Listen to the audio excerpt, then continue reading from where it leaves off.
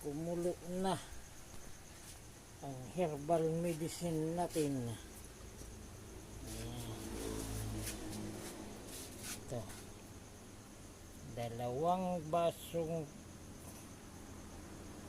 herbal medicine.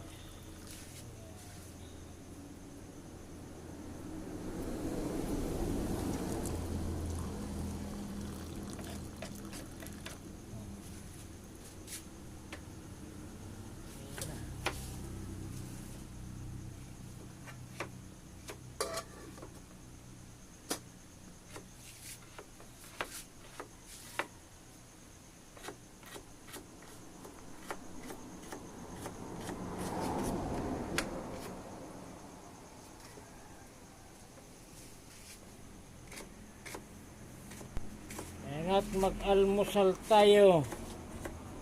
Almusal with herbal medicine.